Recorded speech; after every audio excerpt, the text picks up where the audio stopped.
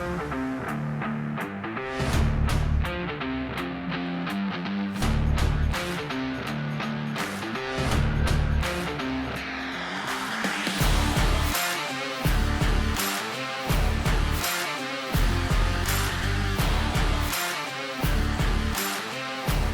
Founders Podcast. Listen to the stories of how everyday extraordinary people start amazing businesses. Hear how they overcome the odds and find success in the entrepreneurial world. The up and down, the good and the bad, and everything in between. And now, your hosts, Jordan Hansen and Brandon Meinert.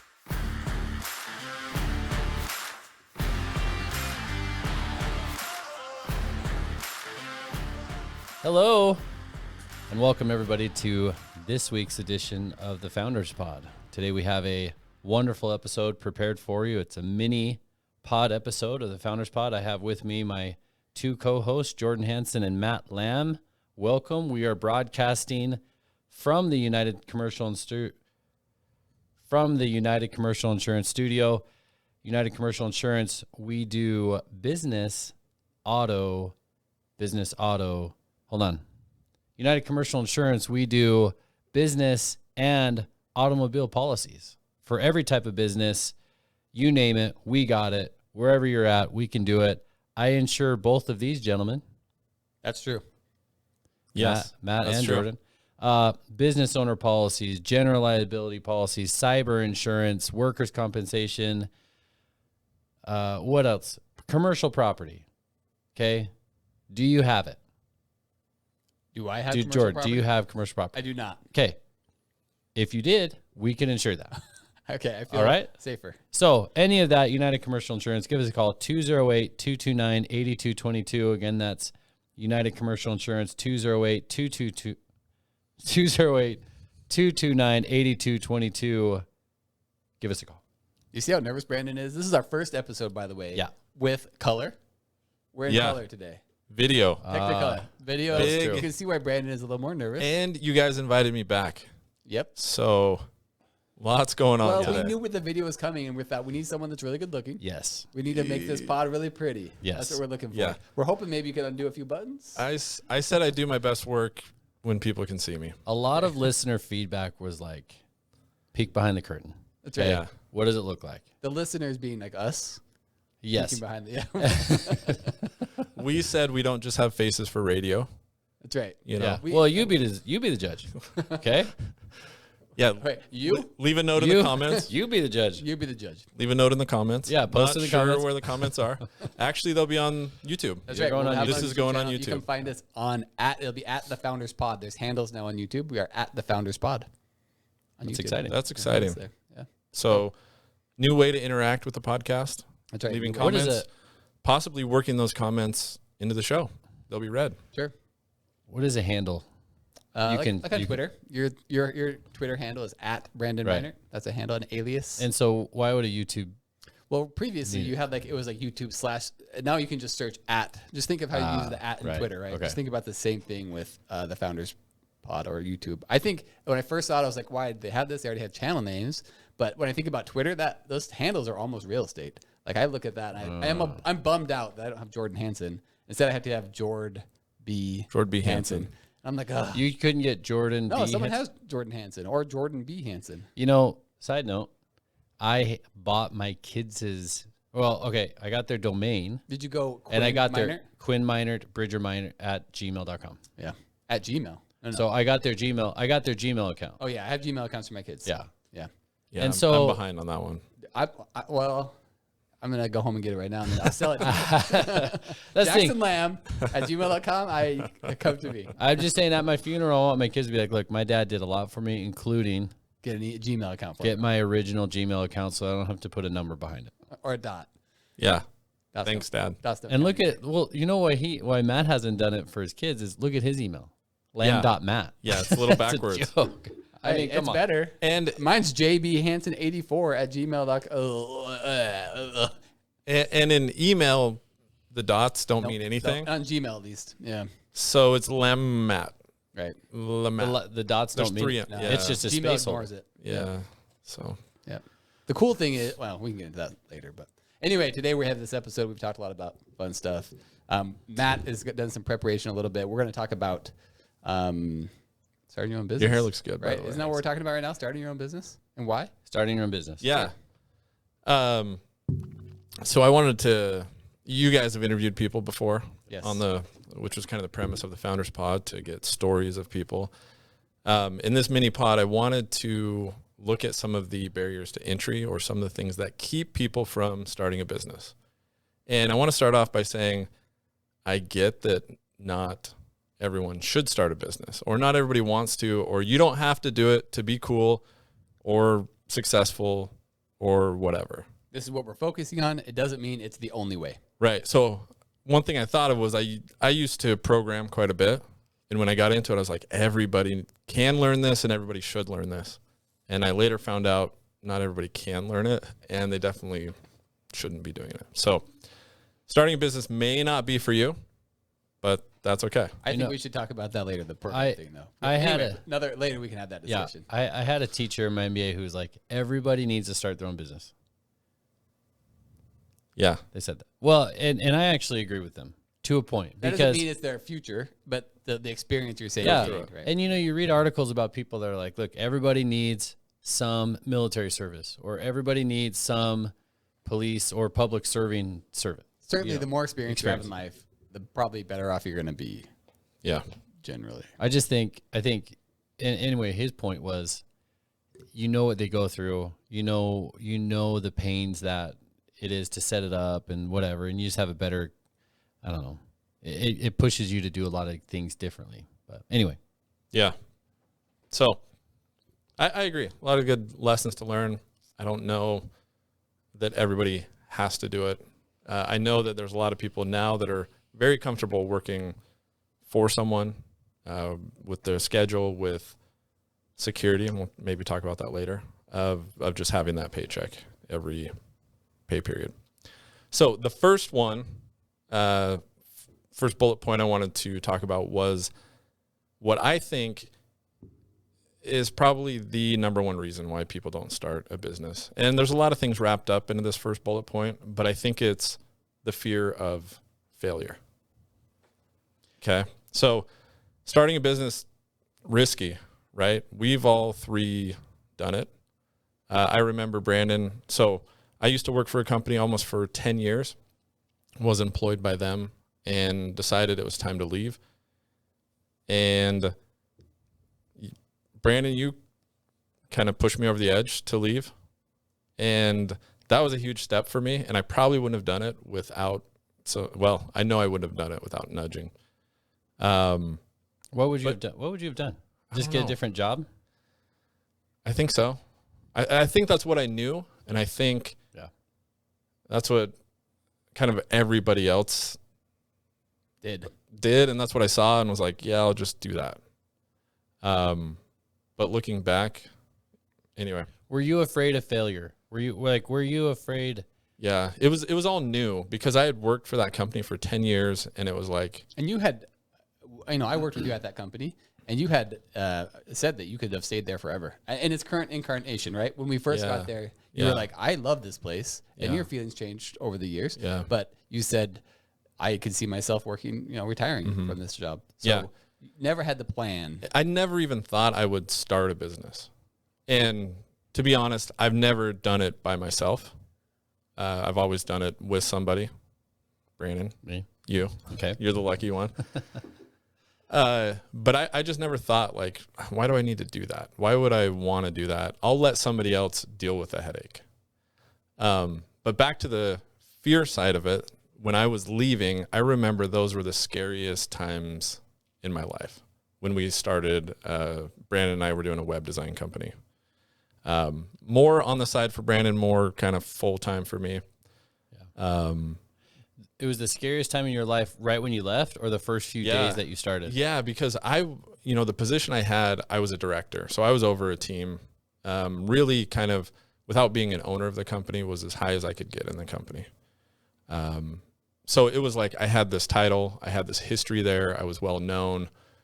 And you just go out and wander out kind of into the wilderness on your own. And looking back, which is a big thing, you know, it's easy to be like, oh, maybe I should have just stayed. But it was scary because I lost all of that, the title, the people knowing you, the foundation that you had, and now you had to go find a new one or go rebuild a new one. And I remember waking up, just pit in my stomach, driving to the office and just like, oh, first off, did I do the right thing? Was this the right call? And at that point, it's not like you can go back. You know, I'm not going to go ask for my job back. In fact, when you have a title like director, it's really difficult to go back into that industry and get an underling position because you're overqualified. Yeah. Yeah. It's harder. Yeah. It's just harder. So it was scary. And I get it when people are like, look, I'm afraid. I don't want to venture out on my own because I don't know what's going to happen. Right. And that's the thing. When you're working for a company, that paycheck, there's a schedule and it comes in. When you go do your own thing, for better or for worse, there's really no schedule when you're starting off and you don't know where that money's coming from. So you said the point is fear of failure. Mm-hmm. I feel like you have a lot of things in there, and do they all count as failure? Some of them are like fear of what I am now. My identity is now different. I'm no longer a director. Maybe that respect is gone. Certainly you have a fear of failing, fear of starving, maybe. Maybe that's the same thing. Mm-hmm. You kind of putting those together, you think? I think so. I think maybe it's just fear in general, and there's a lot of things you could be afraid of. But yeah, like comfort zone and leaving comfort zone. zone. Yeah, if you have a guarantee, like, hey, you're going to make this much, your company's going to be successful, then I think that makes the leap a lot easier, right? But that's not the case. Yeah, I have a few thoughts on that. Yeah. If I can interject. Okay? Because a couple of things. So, and this may be talking to the how to overcome that, right? Mm-hmm. Even though, anyway, you can, whatever you want to take from this, take from it, right? But in my opinion, having a position as an employee or being employed by somebody is not a guarantee, right? And I think a lot of people misconceive or have this notion that, well, I'm guaranteed this paycheck. Well, you know, in reality, you're not. In fact, if things go south, the last person that's going is the owner, right? And you could get let go in a lot of weird ways or just different times. And I saw that happening all around me. People were getting let go for who knows why. Right. Not very obvious reasons. And, you know, both of you guys worked at that company. And I remember Jordan would call me sometimes. He's like, I got to get out of here. and obviously, but he's like, they're just letting random people go. And I'm not speaking specifically to that business. The point is, the point is you don't know, and it could totally disrupt your life. Yeah. It's at a time when you least expect it sometimes. And so I've had one of my best friends was built a successful clinic in physical therapy and called me and he said, they just let me go. Like just like that, out of the blue. Right. He was a partner but didn't have equity. Didn't have equity. Had like a profit sharing, but he didn't have control. They didn't give him anything. Yeah. So he had built it up for years, 3 or 4 years. And I thought you had said 5 years. 5 years, just at a point when it was starting to do well. Do profitable, yeah. And then it was. And it bugs me to this day when I think about it, because they took everything from him and then made it harder for him to make a living. Yeah, because he had a non-compete. He had a non-compete at a certain distance. Yeah. And so it made it harder on him. And then they went out and marketed, and this is a different subject, but they went out and marketed a successful clinic, you know, that's more established to somebody else when he went in and built it from scratch. And so he thought he was the safest person there. Yeah. And it's just, you're not that safe. You're not as safe as you think. And so I think the risk of being employed versus being your own boss is almost the same. And at least you can control your own destiny. You can stay at the company as long as you want and make whatever money you want to make. A small amount, you can just stay at a small amount if you want. But if you're employed, I mean, you have to, I don't know. I mean, you can't think that you're guaranteed. It's less likely, but you can't think it's guaranteed. Right. And then, oh, yeah. No, yeah. Do you think the crux sometimes is because, like you said, you have control, right? If you're your own boss, if you quit your job to start your own business, you now have control whether you're going to succeed or not. But is the fear of like, maybe I'm not as good as I think I am? Yeah, doubt. Right. That's it, man. Right. If I get let go, I can still be awesome. If I go and start my own business and then don't succeed, there's no one else to blame. You know, and two, another hard part about business is when you're in college and you're studying, a lot of times it's so much easier to have us focus on health because you come out and you become a nurse or a doctor. But in business, Right? yeah, it's like, I'm going to go out in business. It's like, what is that? I know. I remember that. Yeah. What is that? Like, I have no direction here. And so you go out and you see, okay, well, you know, your first job out of college, well, that dictates a lot of times what you're going to be doing for the rest of your life. Right. Because that, you know, percentage wise, staying in that industry, it's a high percentage you're going to stay in that industry the rest of your life.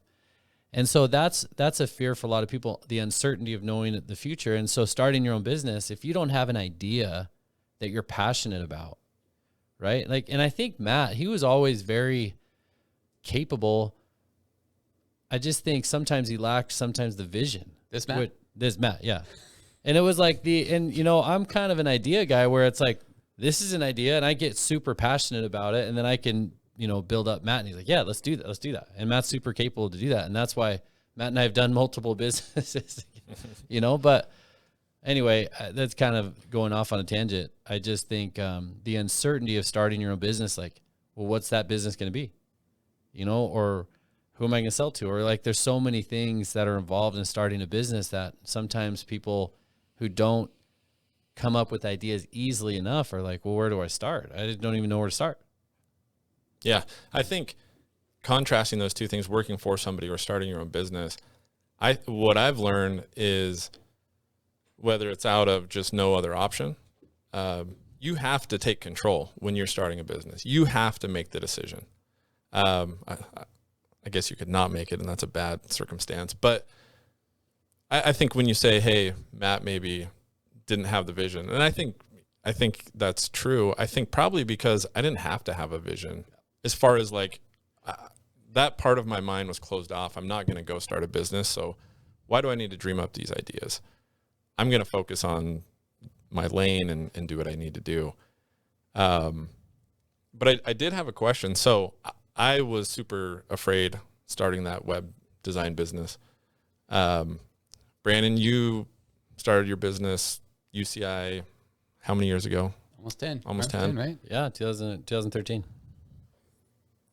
And you had worked for your dad Yeah. before that. Right. How did you feel going into that, making that transition?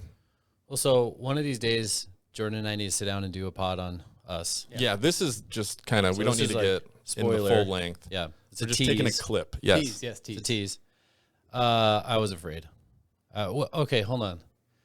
So the big thing for me was I was making a high income, and in the insurance portion, it started and was only generating like profit or even revenue, $2,000 a month, which wasn't enough to cover Anything. salaries or rent or anything. And so when the opportunity came up it's like, hey, go do that. I just, in my mind, I'm like, well, I'm not great at math, but I'm just looking at this number. I'm like, okay, here's my expenses, you know, dark room in my mind. I'm saying like the expenses number is a white number, and then that equals income and my income's like much lower. And I'm like, okay, that doesn't work. Yeah. And so the initial time, and the interesting thing about that question, Matt, is I always knew I was going to do my own thing. From the day. We all knew you were, in fact. Yeah. I mean, even in college, yeah. Well, you had an A1 mosquito. You had A1 mosquito. I mean, you turned a car into like a vegetable oil machine. I did. Yeah. You had a lot of ideas. Mobile car wash. Yeah.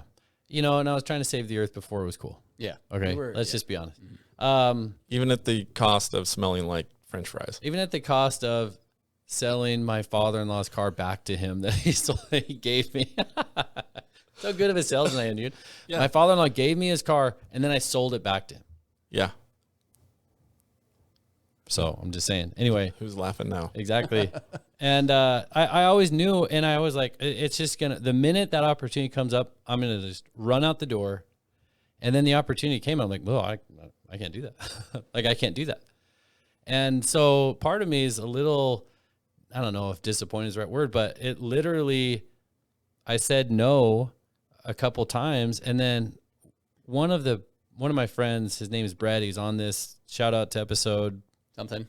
Brett Moore. No, not Brett Moore. Hughes. Brett Hughes. Yeah, not We'll Brett Moore. say, Brett Hughes. I don't know, 6. He's the guy that said he probably. just wanted to be rich. That's right. Yeah. That's the one. I went to lunch with Brett and I was like, oh, you know, this is the kind of situation, stay here at this job or go start this insurance thing. He's like, do it.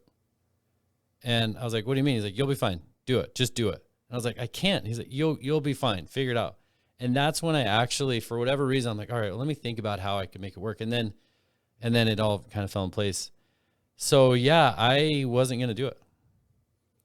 Even after you had started it, you were going to go back, or this you is the decision, right? This is the initial, my initial You weren't gonna do reaction it. was no. And I needed somebody to help push me that way or nudge me that way.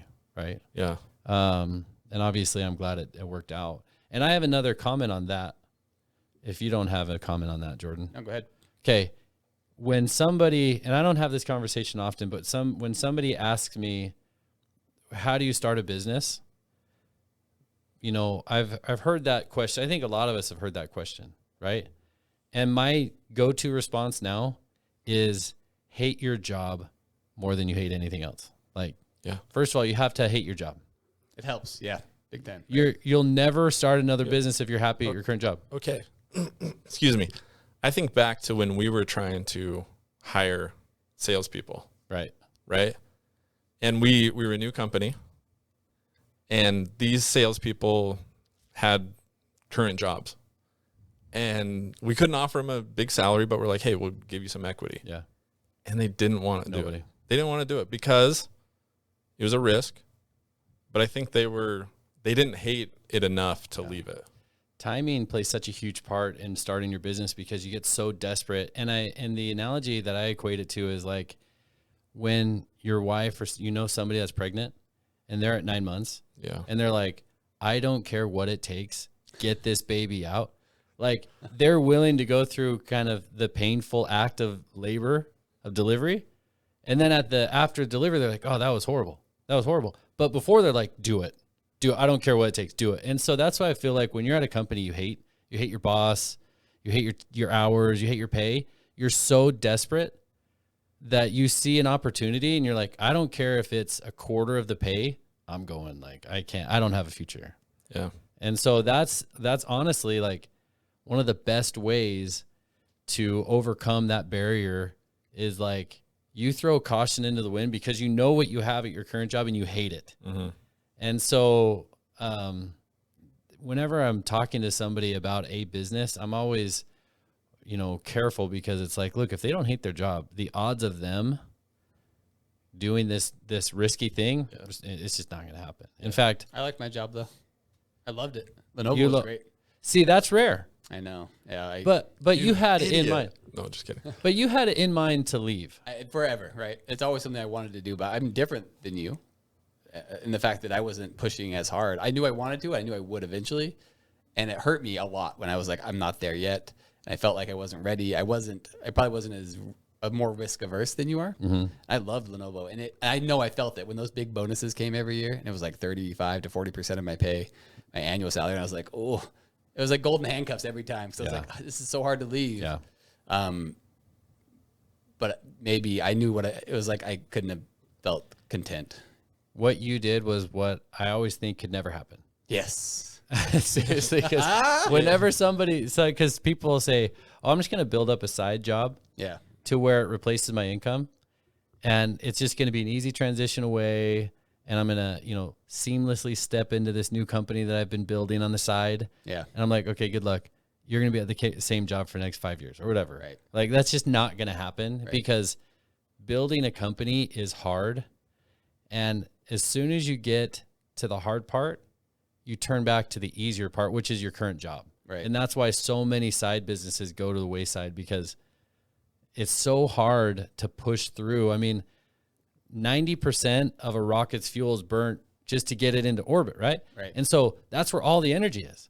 And if you can turn and say, well, I get more money at my current job. Yeah, great benefits, more money, good people to work with. Yeah, it's not as hard. Super flexible. Yeah, Like, it was side- way easier. Yeah. It was way My easier. wife has already signed off on it, right? It's Exactly. like that, because that's a big conversation. Yeah, and I wanted to ask that question too. Yeah. Sorry, and Go for it. Well, if in your life, if you are super passionate about a job, an opportunity, a business, and you just know it's going to work, you've done whatever research you want to do, and the market's there, and the pricing's there, and the revenue's there, and the upside's there, and you go to your wife and like, I want to do this, I really want to do this, and she says no, would you still do it? I'm going to answer for Jordan. Yes, he would still do it. Would You think I would? I don't know that Jordan would. Maybe I don't know. Maybe I don't know. know. I just think you're pretty like, I'm doing this, no I matter think what. Jordan would convince his wife. That's probably more likely, right? Wear her down, maybe. Yeah, I think there's a line there for everything, right? And it never is any. I don't think any wife is black and white like that, and no spouse is going to be like, no. It's more like, show me how this is going to work. Yeah. And that's really, and she's always been really supportive, but I didn't wait that long to quit because of her. But I wanted to be a good provider, and I wanted to make sure her lifestyle didn't change, our lifestyle didn't change, and so I had to make sure certain things were where I wanted them. If you would have hated Lenovo, you would have gone earlier, though, for sure. Yeah, I probably would. And so your lifestyle would have taken a bit of a hit. Right, you're right. But you didn't and she have would have been to. supportive, right? Yeah. But the fact is, and she wanted, her dad was an entrepreneur, so that was kind of a lifestyle. She wasn't a lifestyle. It wasn't foreign to her. She was never like, yeah, you should be She was fine with me going and trying it, and she believed in me. So, Yeah. Would you, Matt? If she said no, If she said no, would you push through? it would be tough. what kind of no? I mean, yeah, you got to think what kind of. It's never. It's a good question, but it's so hard to because no wife is ever. I gonna be think, like, yeah, "Absolutely not." I have heard. Just like absolutely no, or it's like No, have to like convince. you have to prove to me that you can that you can make the same amount of money in this new position, and you can't before prove you it quit. before you quit. Yeah, sure. Yeah, I think what sold my wife was not me coming to her and saying, hey, I've got this great idea. This is what's going to happen. This is what I think the selling points were she saw how my quality of life was, just overall Yeah, she wants to be happiness happy. level. Yeah. She could see that, and it was not where it could have been. And I also think, I'm not, at least I don't see myself naturally as a salesperson. And so like me going to her and really selling it, I don't see that. But I see like, okay, I was in a bad spot, just how I felt overall. I didn't love my job. I didn't like how things were going. But then also I think having somebody that's there pushing you. So seeing, okay, I'm going to hitch my wagon to Brandon right now. He's done a business before. There's no guarantee, but he's kind of been down the path. And so there's hope. And Jamie was like, look, I know you're more than capable of doing this. I have confidence and faith in you. So just do it. But it wasn't a sit down and like, hey, let's look at these. It was a matter of something needs to change. So let's make it happen. Would you? What? If your wife said no.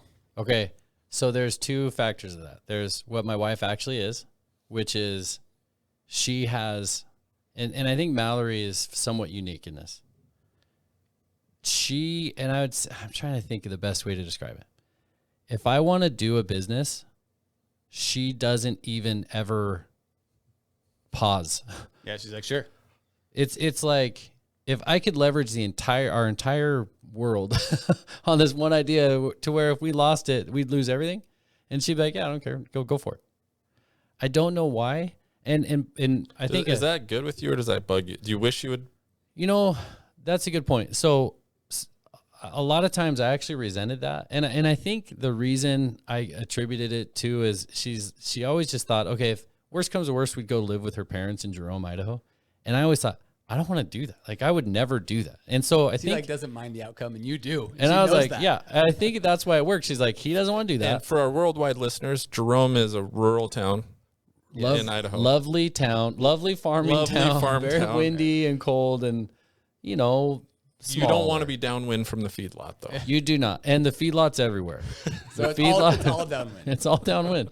And so I didn't want to do that. And she says she'll deny that. But it's my honest belief that she's like, we'll always make it. Someone will provide for us. Yeah. And I was like, no, I don't want to live there. Like, that's just not an option for me. And so I think it worked out that way. But if my wife said, I would thrash against the chains if that was me. Like, if I was in a relationship where they were like, no, no, no, no, no, I would be kicking against the wall, and it just wouldn't work for me. Eventually I just think in any relationship, eventually you're going to convince them. If that's what you really want to do, eventually you're going to find a way to convince them. Yeah. It just wouldn't work for me. But I get a divorce. I mean, that's the sad truth. Right. But honestly, you probably get a divorce. Right. If they're that risk averse, I am very risk tolerant. And if they're that risk averse where they are stressed out every day at the numbers and the whatever, the uncertainty that lies ahead of you every day you go into work, it's just not going to work out. And for me, my thought's always been, look, if I show up to work, it's going to work. Like, it's just going to work out if I keep coming to work. Right. If I neglect it and stay away, then it's going to suffer and weed out and die. But yeah, and I would say that's one of the coolest lessons I've learned from starting a business was you find more what you're capable of because you're in a situation where you have to figure it out, where you're like, Mallory said, someone will provide for us, right? Now, you don't want that to happen, but what you do find is that you can, or at least what I found, you can always figure out a way to provide. Mm-hmm. And even when you're like, ooh, maybe this month's sales weren't that great, or you encountered some emergency, expense that you're like, oh man, that really was not good. But it's up to you, and that's hard, but that's also cool because you get to go out and figure out the solution to the problem. And that's what I've learned was that I'm capable. I feel like Stuart Smalley on Saturday Night Live. I'm good enough. I'm smart enough. And doggone it, people like me. But I think it's true where, like, if you really care, now if you're a deadbeat, you probably shouldn't start a business if you're just, lazy and whatever. But I found that, like, when you have to do it, when your back's against the wall, you find ways to be creative and make it work. Yeah. So I have, what are we, close on time? How are we? Yeah, we're probably a little bit. We started late, but anyway. But I would say at least one final question I would love to ask. If someone right now is listening and they want to start a business, what would you say to them? How would you encourage them? Yeah. Brandon's would be find a job you hate and go work there. What's the question? Like, I want to start a business. What should I do? Or what are we? Yeah, sure. Let's do that one. But not so much like what should the business be. We're not providing ideas here. But how do I get started on that path? Yeah. Are we assuming they have an idea? We're assuming they have an idea. I know what I would say. I know what I've said. You'd say go?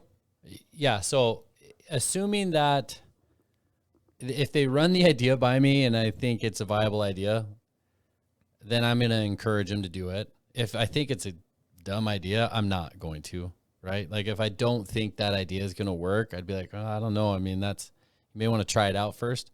But if I like if I think it's an acceptable idea that can provide for them, what I'd say is, look, fully commit. Don't do it halfway. You're going to have hard times, which you don't fully comprehend right now, right? And in a lot of ways, ignorance is bliss because you don't know the problems you're going to have. Don't give up. Go for it. And don't stop, right? Ideally, you can find somebody you can bounce ideas off of as a mentor in a way, guidance to share that load of, loneliness that you feel at the top sometimes. But I dislike so much I'm going to start this on the side and keep going with my current career. I just hate it. I hate that. And that's my personality type. A lot of ways, I think you arrive at the place you're going to be, you burn your bridges or you burn your boats. Burn your boats. Yeah. Burn your boats so you can't go back. Mm-hmm. Commit yourself to it and go for it, man. Cause you can do it. You can make it, right? Everything's there to help you. Your family's there.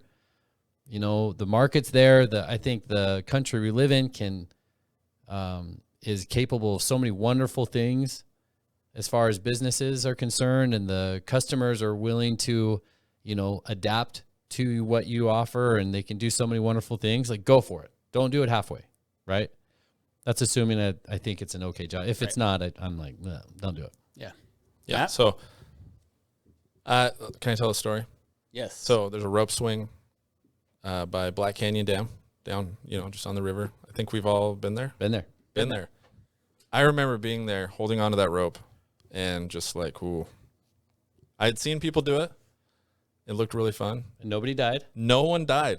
That It you wasn't saw. like we were swinging into a bunch of rocks. It was water. And that's what you're saying, like, if they have a bad idea, that's probably like, hey, That's the you rocks? shouldn't go. That's the rocks. You shouldn't swing off this rope. I've looked underneath that, and I wouldn't suggest it. Yeah, you're going to die.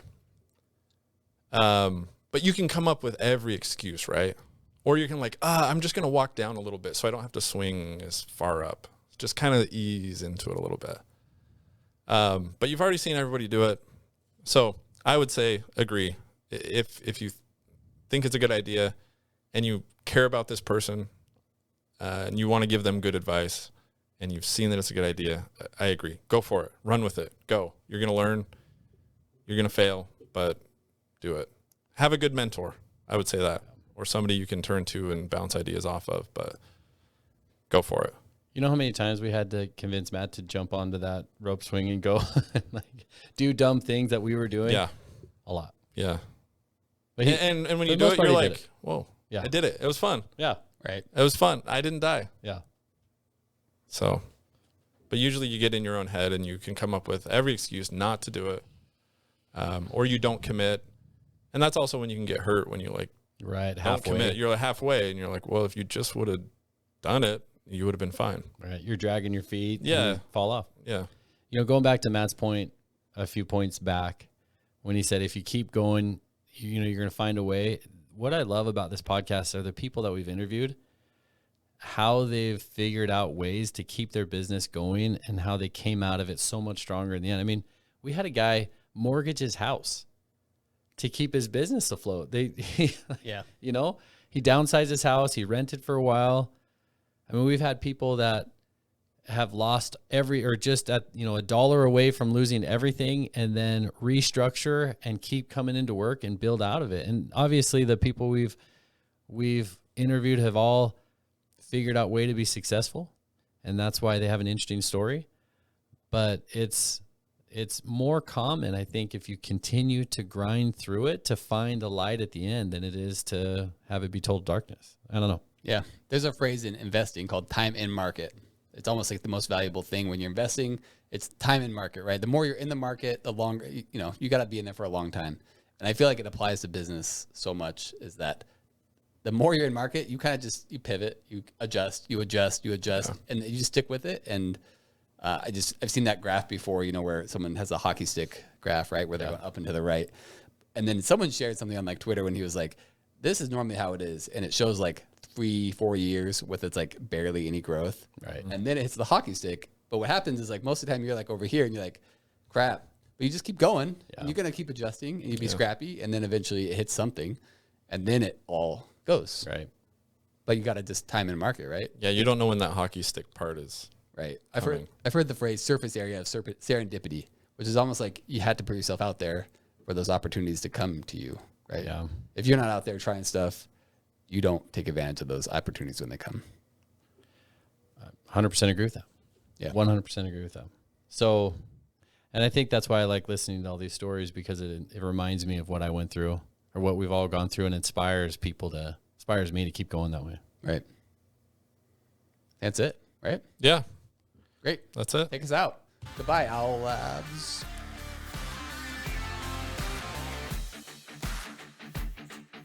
Thanks for listening to the Founders Podcast. Be sure to follow the host on Twitter. Search @JordB Hansen and @BrandonMinert to discuss more. Also, be sure to visit thefounderspod.com to join the conversation, access the show notes, and discover our fantastic bonus content.